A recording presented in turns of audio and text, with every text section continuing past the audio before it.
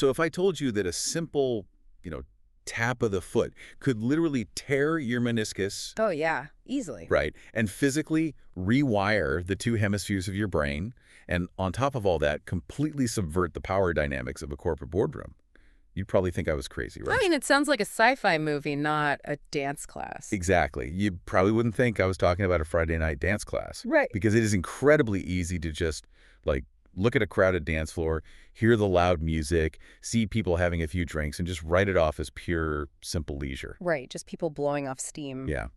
But today, we are going way, way beyond that surface level. We have this, frankly, fascinating stack of research to dive into, presented by Dr. Christophe Delong and Kinexa Formation. It's some really incredible source material. It really is. Yeah. And the mission for today's deep dive is to basically unpack all of it.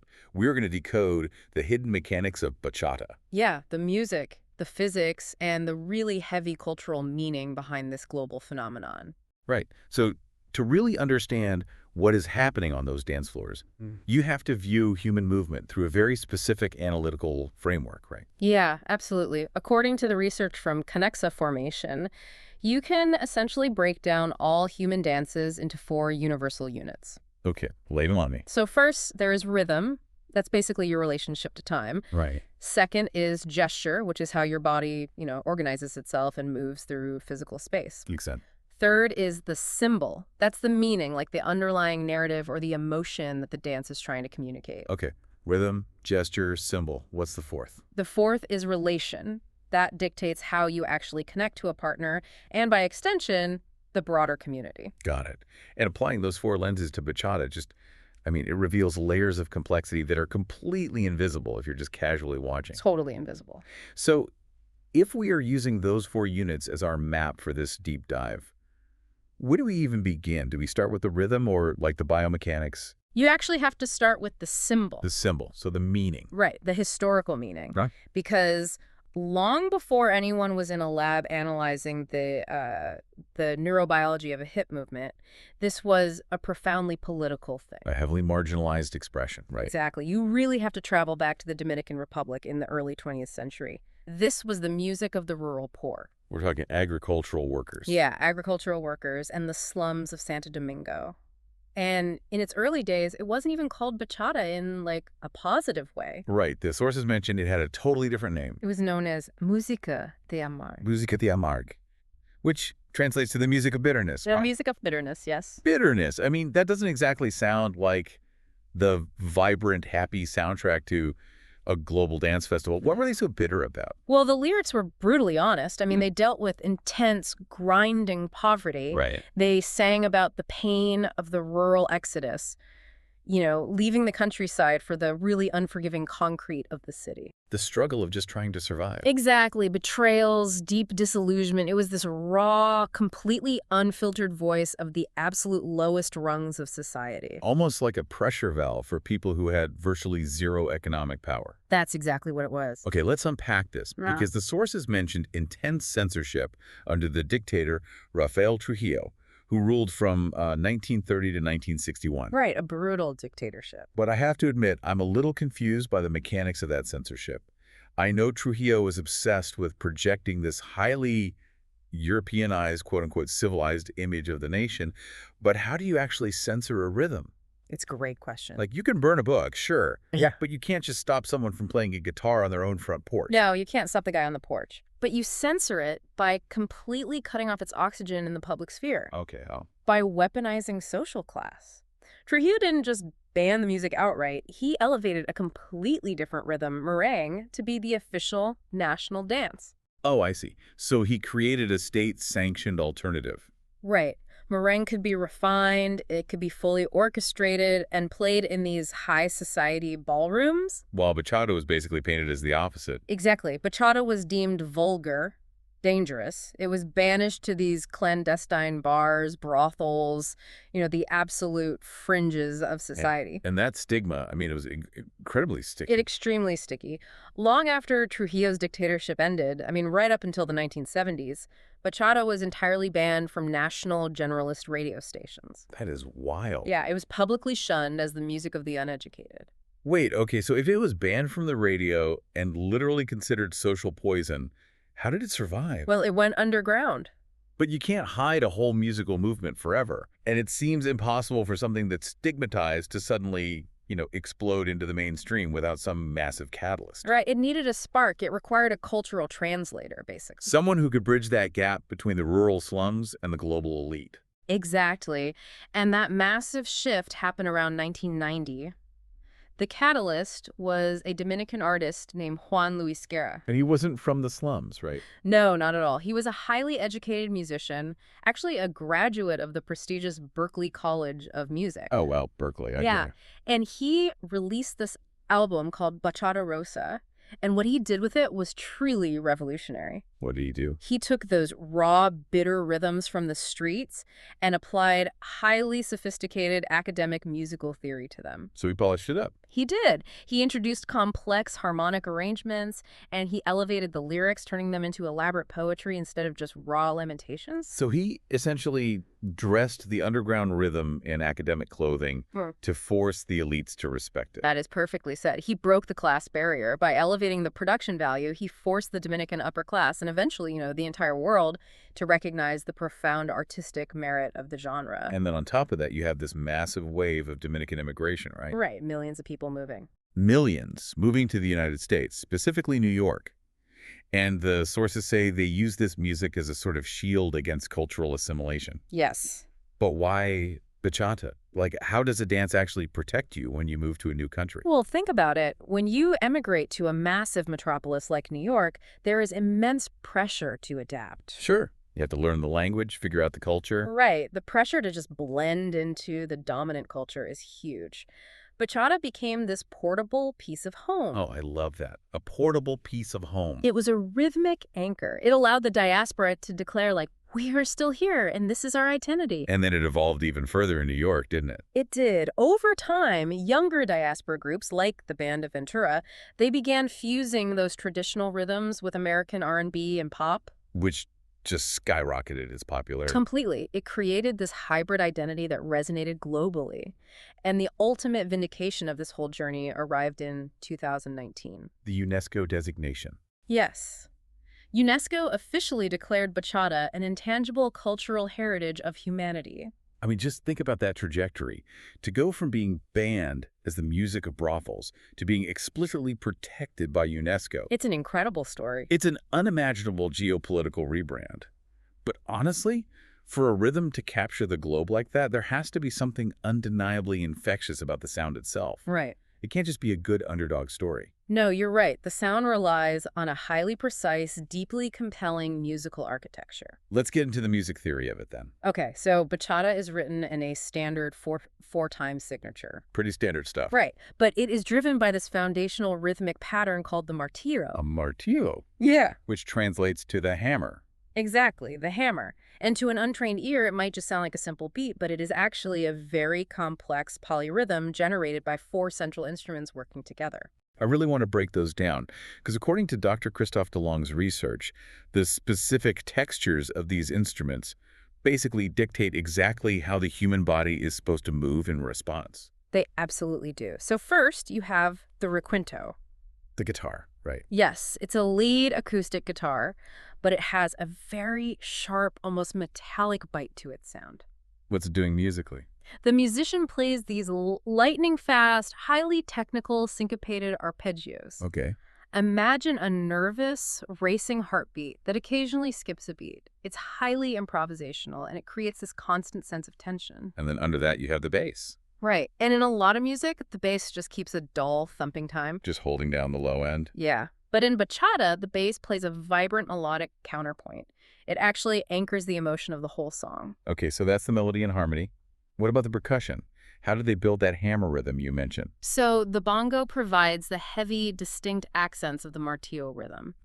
But the most unique texture, and you'll recognize this if you've ever heard a bachata song, comes from the guira. The guira. That's the scraping sound. Yes. It is a metal cylinder that's completely covered in small raised bumps, and the musician plays it by rapidly scraping a stiff wire brush across the surface. It's such a distinct sound. It provides this continuous, granular, driving texture, like a rhythmic hiss running underneath the melody. And isn't there a historical connection to that sound? There is. Historically, many believe that continuous scraping sound actually mimics the physical, repetitive scraping of agricultural labor in the fields. Wow, so the labor is literally baked into the sound of the instrument. Yeah, exactly. And all of that dense musical information translates directly into the fundamental structure of the dance, which, as I understand it, operates on an 8-count cycle. Right, an 8-count. So as a dancer, you take 3 steps, physically transferring your body weight on beats 1, 2, and 3.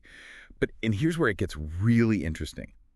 The defining physical trait of bachata, the thing you see on literally every dance floor, happens on the 4th beat. The tap. It's the tap. Yeah, the tap on the 4th and 8th beats is iconic. Walk us through what that actually looks like. So the dancer taps their toe against the floor without transferring any body weight onto that foot, and simultaneously the hip on that same side elevates noticeably. Okay, I need an ELI 5 on this. Explain it to me like I'm 5. Because when you watch a skilled dancer do this, it looks so deliberate and isolated. Is the dancer just actively, voluntarily thrusting their hip up into the air? It is the most common misconception, especially among beginners. Because it really looks like a targeted muscle contraction. It does, but understanding the truth of it requires a biomechanical correction. The hip elevation is essentially an optical illusion. An illusion. Wait, what? It is not an active muscular thrust of the pelvis. It is simply fluid physics in motion, dictated entirely by the knees. Wait, the knees are controlling the hip. How does that even work? Think of your legs as shock absorbers. When you take your first 3 steps, your knees are slightly bent, which keeps your center of gravity low and stable. Okay, knees bent, stepping 1, 2, 3. Right. Then, on that 4th beat, you tap your toe against the floor, but you keep all of your weight anchored on the opposite leg. So the tapping leg is basically weightless. Exactly. Because the leg of the tapping foot suddenly has no weight to bear, that knee naturally extends and straightens out slightly. Ah, so because the knee straightens, the hip just gets pushed up. Yes. The hip elevates naturally as a direct mechanical result of the leg unweighting. It is a discharge of weight, not a forced thrust. So you aren't actually pushing the hip up at all? Not at all. You're simply allowing the leg to extend, and the hip rises on its own. That is fascinating. And because that basic 8-count structure, 3 steps and a natural hip release, is so physically accessible, the dance spread around the world at lightning speed. It really did. But it didn't stay uniform, did it? The sources say that as it crossed borders, it fractured, sparking this massive modern identity crisis that basically divided the dance into 3 completely different dialects. Yeah, the globalization of bachata created a deep aesthetic and cultural division. So first you have the Dominican or traditional style, which is the absolute root of the dance. Right, the original. And it is fast, it is highly syncopated, and demands incredibly complex footwork. Because they're matching that fast guitar. Right. Exactly. The dancers are physically mimicking those rapid-fire, nervous arpeggios of the requinto guitar. They dance closely or semi-open, and the energy is very raw and very playful. But then you have the modern style, which feels entirely different when you watch it. Like, it doesn't even look like the same dance sometimes. It really doesn't. Modern bachata absorbed a massive amount of influence from the United States and from salsa. So what does that look like? It simplifies the intricate footwork, but it incorporates big, sweeping turns, multiple spins, and really dramatic directional changes. It turns it into more of a showcase. Exactly. It turns the dance into a much more visual, sweeping performance. And finally, there is sensual bachata. And if I'm reading the sources correctly, this style wasn't even invented in the Caribbean. No, it wasn't. Sensual bachata was actually born in Cadiz, Spain. Spain? That's so far from the Dominican Republic. It is, and this style fundamentally shifts the focus of the dance entirely. It almost entirely discards the rapid footwork of the Dominican style and instead applies European contemporary dance techniques. Like what kind of techniques? It is heavily focused on body isolations, fluid spinal waves, head rolls, and it requires a very tight, continuous skin-to-skin connection. And the music is different too, right? Yeah, it is almost always danced to slower, highly produced urban bachata that sounds much closer to global pop music. This is where the cultural tension really flares up. I mean, it's almost like a culinary gentrification. Oh, that's an interesting way to put it. Right, because the global dance industry uses North American marketing budgets and European pop aesthetics to make sensual bachata this massive, profitable phenomenon. But at the same time, it desperately clings to the name bachata to maintain some kind of artistic legitimacy. Yes. There's a huge geopolitical tug-of-war happening on dance floors right now. There really is. If we connect this to the bigger picture, there is a powerful movement of re-identification currently underway. Re-identification. What does that mean for the dancers? It means purists and dancers who are deeply embedded in the culture are returning to the Dominican roots. They feel the true essence of the dance is being erased. Because of the sensual style's popularity. Exactly. They argue that sensual bachata, with its focus on, gymnastics and Western pop formatting, strips away the intricate Afro-Latin rhythm that makes the music what it actually is. So they want to preserve the authenticity against this overwhelming wave of Western commercialization. That's exactly what's happening. Wow. Now, setting the cultural politics aside for a moment, if we look at the pure science of what is happening inside the human body, whether you are doing traditional footwork in Santo Domingo or sensual waves in Madrid, it is staggering. The biomechanics are incredible. Yeah. According to Dr. Christophe Delong's research, the neurobiology of this dance basically turns your nervous system into a supercomputer that's processing physics in real time. The neurological demands are astronomical. Just to maintain your balance during those constant lateral weight transfers, your cerebellum is firing nonstop. Just to keep you from falling over. Right, making these tiny microadjustments to your center of gravity. Meanwhile, your premotor cortex is rapidly mapping out complex footwork sequences fractions of a second before your feet actually move. That alone sounds exhausting. It is, but the most intense neurological workout actually comes from a concept called dissociation. Okay, let's explore that, because dissociation means like moving your hips to one rhythm while your chest or arms are doing something completely different, right? Exactly. And the thing is, the human brain naturally prefers symmetry. Oh, sure. Like when you walk, your arms and legs naturally counterbalance. Right. It wants our limbs to move in mirrored, coordinated patterns. So to isolate your lower body from your upper body requires intense cortical training. You're fighting your own biology. You are literally forcing your brain to inhibit its natural motor reflexes.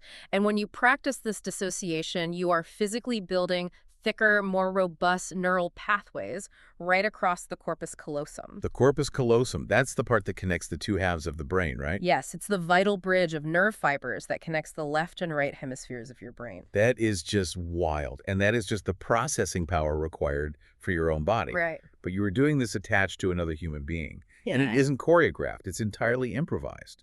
How do two brains synchronize a physical movement they haven't even planned yet? That relies on a fascinating system of mirror neurons located in the parietal cortex. Mirror neurons. Yeah.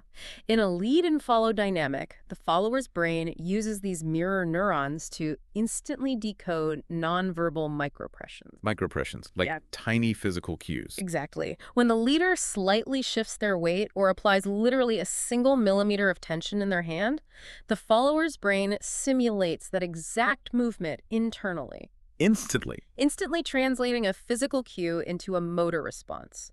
It is a high-speed, completely nonverbal dialogue happening beneath conscious thought. That is almost like telepathy. It really is. And while this super processing is occurring, the brain is rewarding you with a massive cocktail of neurochemistry. Let me guess. Dopamine. You receive a huge spike of dopamine from successfully hitting the rhythmic accents, and then you get a flood of oxytocin, the bonding hormone, from the close tactile connection with your partner. Okay, so neurologically, it's a wonderland. Sure. But let's talk about the physical toll, because all that force has to go somewhere. This is a highly athletic endeavor, and from what Kinexa Formation presents, it sounds like the energy transfer starts right at the floor. It does. The biomechanics of bachata operate as a closed kinetic chain. What does that mean in practice? It means the foot pushes against the floor, and that force travels up through the legs, gets absorbed or redirected by the pelvis, moves up the trunk of the body, and is finally transmitted to the partner through the frame. The frame being the connection created by the arms and shoulders. Exactly. The sheer physical output of doing this continuously burns anywhere from 350 to 450 calories an hour. That's like running a steady 5K. And there are real physical risks involved if you don't know what you're doing, right? Especially considering the different demands of the specific styles we talked about. The risks are very real, and they are highly localized, depending on the style. Okay, let's start with sensual bachata. Where's the danger zone there? In sensual bachata, the danger zone is the L5-S1 joint. Which is where? It is the hinge at the very base of your spine. During deep backbends or continuous body waves, that specific joint acts as a fulcrum. It takes a terrifying amount of sheer force as it bears the weight of the entire upper body. Oh, wow. So if you don't have the muscle to support that. Without immense core strength to protect it, a dancer risks severe chronic lower back injury. Ouch. And I was reading that the knees are just as vulnerable, but more so when dancing the traditional Dominican style. Right.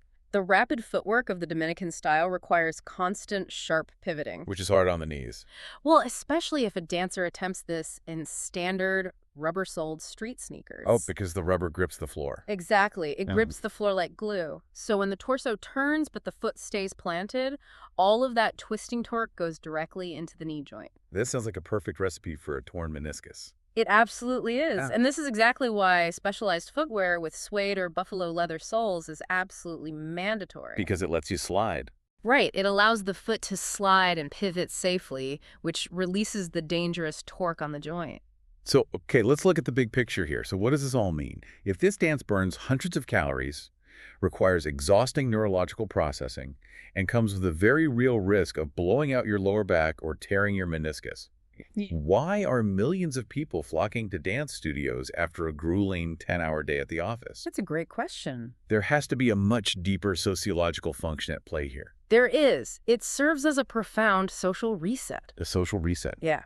If we look back historically at the origins in the Dominican fields, manual laborers used this rhythm to physically reclaim themselves. Reclaim their bodies from the work. Exactly. During the daylight hours, their bodies were merely tools of production.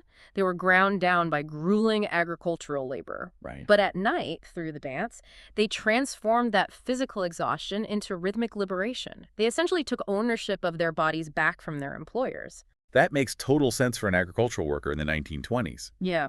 But most of the people dancing bachata in, Paris or Tokyo today, they are sitting at desks. They aren't exactly swinging machetes in sugarcane fields. No, they aren't. But for today's white-collar worker, bachata is the ultimate antidote to modern alienation. Alienation, that's a strong word. Think about the modern corporate workplace. It is incredibly digitized, it's cerebral, and it's highly solitary. Yeah, lots of Zoom calls. We spend our days as disembodied minds staring at screens. We are completely disconnected from our physical forms, and we are starved of tangible human touch. So the dance breaks that. The dance forces you violently back into the physical world. It demands immediate tactile human connection, and that effectively cures the profound isolation of the modern digital economy. I love that. And it doesn't just cure isolation, it completely subverts the social hierarchy, doesn't it? Yeah. The dance floor basically acts as this incredible equalizer, flipping the corporate power dynamics we are so accustomed to. What's fascinating here is the total inversion of status. It is one of the most compelling sociological aspects of the dance. How so? When you step onto a dance floor, your job title, your salary, your corporate prestige, it all instantly evaporates. Nobody cares if you're a VP of marketing. Nobody cares. Imagine an entry-level subordinate employee who has spent years mastering the biomechanics, the dissociation, and the deep musicality of the rhythm. They are the expert in that room. On that floor, they're the absolute master of the room. They can confidently lead a CEO through a complex sequence, completely subverting traditional capitalist hierarchies through nothing but sheer physical competence and empathy. It is an absolute leveling of the playing field. Just wow. To recap this incredible journey for you listening, we started with a censored, heavily marginalized expression of bitterness in the slums of the Dominican Republic. Right. We broke down a polyrhythmic puzzle of metallic guitars and scraped metal. We saw how a simple unloading of weight on the fourth beat fractured a culture, and how this exact same dance literally builds neural bridges across your brain while actively breaking down corporate hierarchies. It really is so much more than what you see on a Friday night. It completely changes how you look at a dance floor. We have seen how a rhythm that was once banished to the absolute fringes of society by a dictator eventually evolved into the exact medicine the modern corporate world desperately needed. The cure for the digital age. Which leaves us with a really compelling question for the future. Oh, lay it on us. If a stigmatized rural dance could conquer global boardrooms today, what underground movement or marginalized subculture currently exists right now, something we are actively dismissing as vulgar or unrefined today, that will become the celebrated essential antidote for whatever alienates us in the year 2050? Oh, that is an amazing question to leave off on.